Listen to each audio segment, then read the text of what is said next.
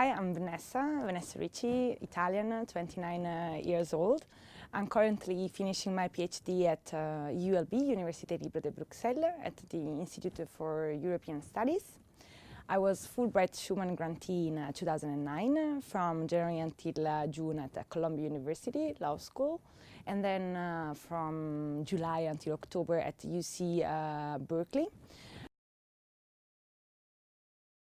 I wanted specifically to go to the United States because many American professors developed theories on constitutional policy, specifically on the judicial power in an international organization.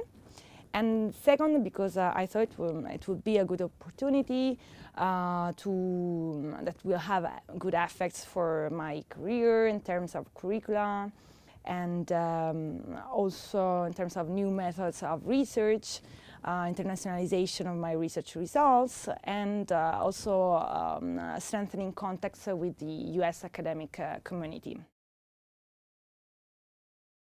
I applied to Columbia University and UC Berkeley because of the excellence of their professors, and because of the efficiency of services, and also because of the quantity and quality of data to collect at their libraries.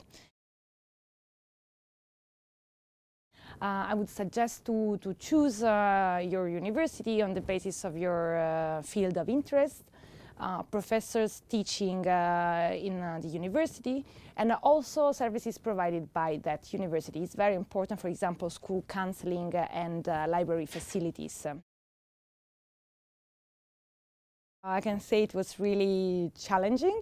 I was applying for visiting a researcher program, and so if I wanted to get admitted at the university, I should have found a professor sponsoring my research. So I first selected professors with a high reputation in my field of studies. And second, I contacted them. And in the email, I introduced myself. I explained my motivation.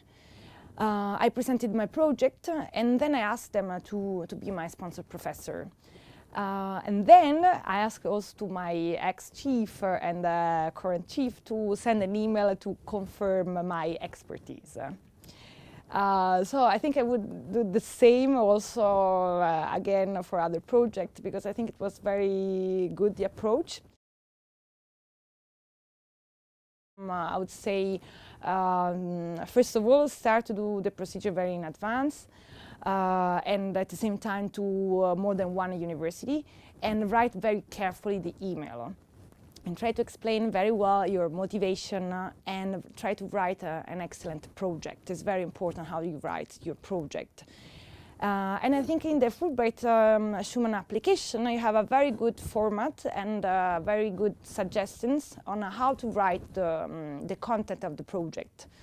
For example, for the content, you have to follow the structure of background, the significance of the project, motives, objectives, dissemination results, and originality of the project. I think my application was stand out first because of my academic curricula. I had always the best mark in all my studies. But I think it was successful also because of my motivation. I was really motivated, I was really into the procedure, and I really want to get it. And third, I think that my project was also excellent because I follow the structure that Fulbright suggested, and I think it's a very good format. So if you have a brilliant idea, you can succeed with these two elements, motivation and a brilliant idea. I had a Fulbright-Schuman scholarship for the first 3 months, but my project was for 9 months. So at the same time, I asked to use my PhD scholarship at ULB, which has a special fund for a research period outside Belgium. So in this way, I could cover all the expenses like cost of life, visiting researcher program fees, traveling cost, etc. And I want to say also that the visiting scholar fees, they are not so expensive as the LLM programs and masters because the objectives are completely different. You're not a student, you're a researcher. But however, the cost of life in the United States is very high. So if you go in a city like New York or San Francisco for a room in an apartment to share with other 5 students, you're going to pay $1,300. And now the euro is not so strong. But apart from this, there are always other scholarships, so it's good to combine also with other scholarships. And I think that the Fulbright website on other scholarships, the Fulbright website in Belgium, is very well done, very detailed. And I would suggest to apply at the same time to Fulbright, BIF, and FNRS scholarships, which are those ones specific for researchers. PhD students, etc. Yes, it did, because through this experience, I really think that I achieved my goal of acquiring new knowledge, new methods of research. I learned a new system of education, and also at one of strengthening contacts with US colleagues. First of all, this experience was a unique opportunity to strengthen the expertise between my home institution, ULB, and the host institutions, UC Berkeley and Columbia University, in a way that otherwise would not develop easily. And also it was a way to strengthen contacts between our academic communities. And it was also a good opportunity for me to see the academic system. I took part also, I attended some courses where I participate actively. I gave comments and produce material to professors. And I gave also presentations of my research results in both university, UC Berkeley and Columbia University, and I went also to Australia while I was in the United States to present my research results in April 2009. And I had also some articles published in this period, and one of them was cited in Agence Europe in Brussels.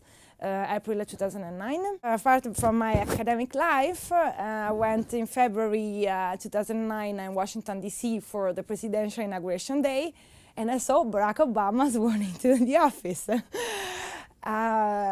And also I got the chance to know another person working for the United Nations, so I went to see also the United Nations Security Council. And I wanted really to taste a little bit, be into the American life, so I went also to sport competitions. And I'm a supporter right now of Yankees. And I went to see also some matches of Giants when I was on the other coast. And I'm a supporter, of course, for football of my university, Cal team at the University of California, Berkeley. Se sei motivato, provalo.